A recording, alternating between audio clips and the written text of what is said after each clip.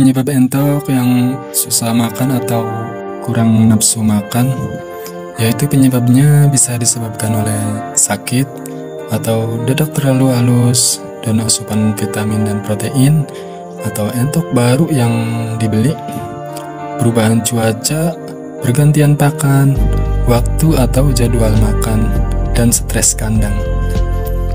Dan pada video kali ini kita akan membahas penyebab dan cara mengatasi entok yang susah makan atau hilang nafsu makan. Pertama, jika entok sakit, spesialkan perawatan, biasanya hanya beberapa ekor saja. Jadi kita bisa lihat mana yang sakit dan mana yang sehat atau masih lahap makan. Untuk yang sakit, kita karantina yang sakit di kandang khususnya. Berikan pakan yang bernutrisi. Jika dia masih bisa makan sendiri, kita bisa berikan pakan pabrikan dalam keadaan kering di wadah khususnya, agar tidak berceceran. Gunanya agar entok itu bisa makan sepuasnya, otomatis akan mempercepat proses penyembuhan. Jika dia tidak bisa makan sendiri, kita bantu lolokan agar dia tetap dapat asupan pakan. Pemberian minimal 3 kali sehari dalam waktu 2-5 hari, dia akan bisa makan sendiri. Yang kedua, penyebabnya yaitu dedak terlalu lembut. Hal ini sering juga terjadi ketika tekstur pakan tiba-tiba berubah, yang biasanya dedak agak kasar menjadi lebih lembut ya, atau terlalu lembut. Gejalanya ketika dia makan pasti camat cimit atau tidak lahap, maka perlahan dia akan kehilangan selera makan dan akibatnya dia lemas dan bisa sakit.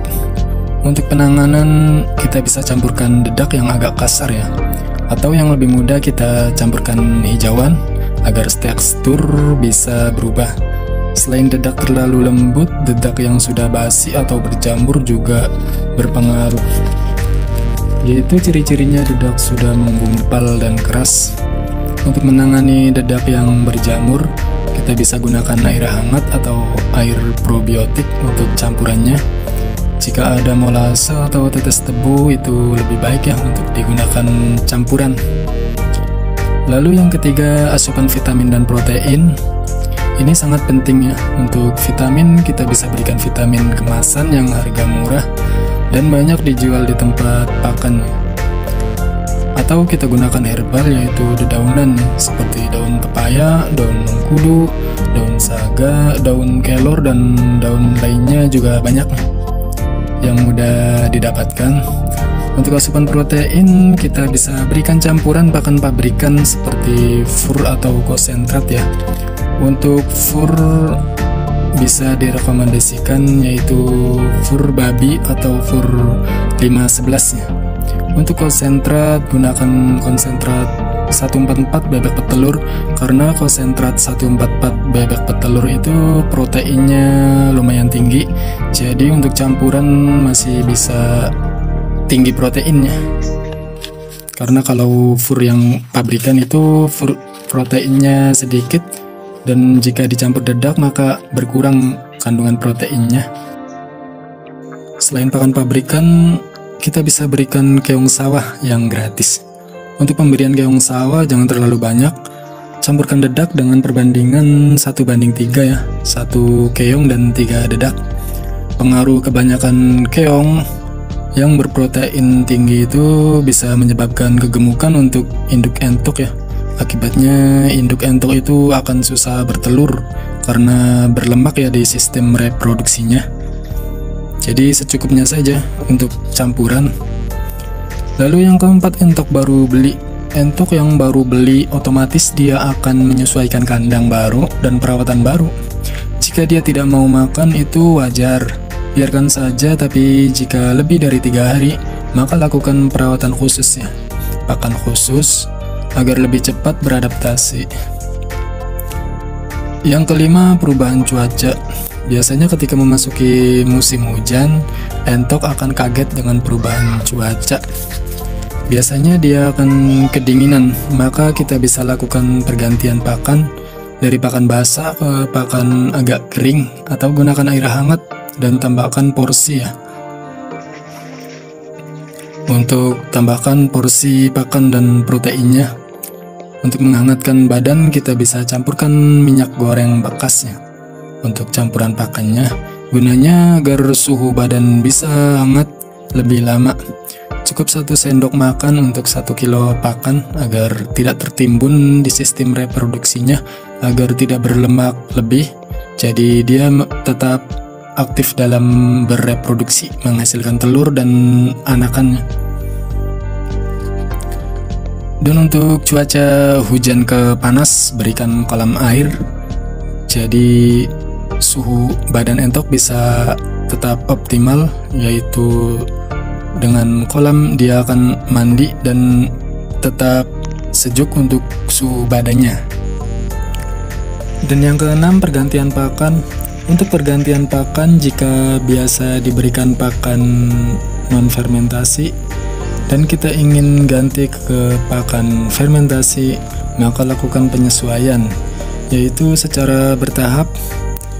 Pertama, di hari pertama berikan campuran pakan fermentasi dan non-fermentasi dengan perbandingan 20% pakan fermentasi dan 80% pakan non-fermentasi.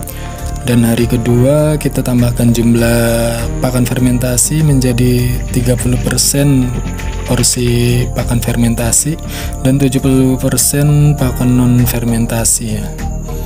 Dan pada hari ketiga tambahkan kembali porsi pakan fermentasi sebanyak 40% dan pakan non fermentasi sebanyak 60%.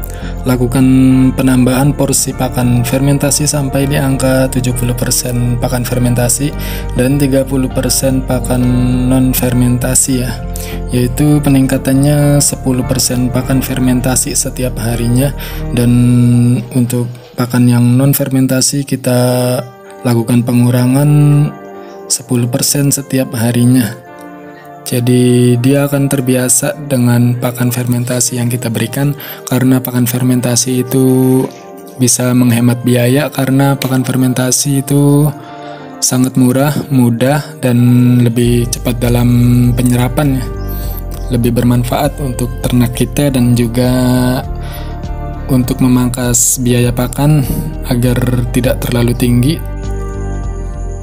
Yang ketujuh yaitu jadwal pemberian pakan.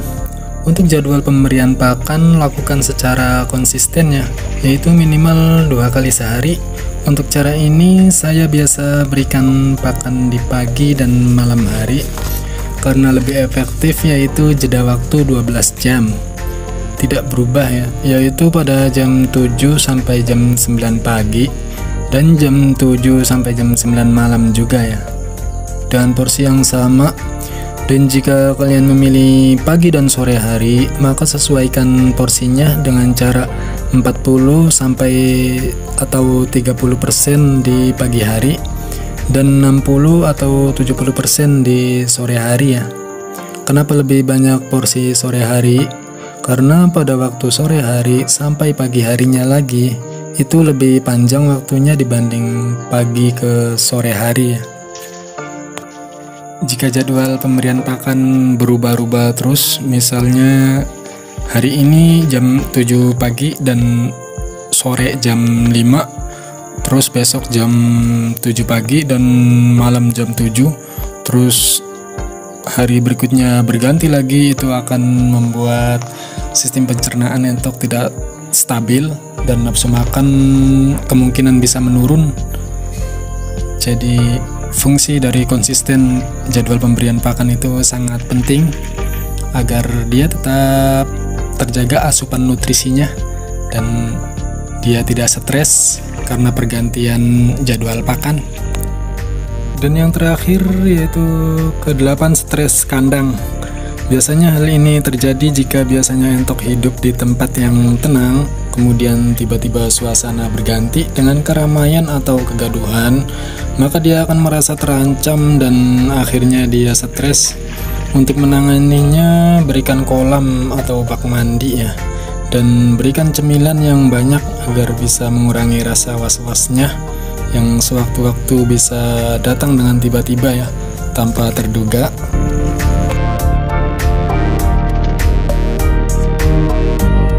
Oke, mungkin cukup sampai di sini dulu perjumpaan kita kali ini.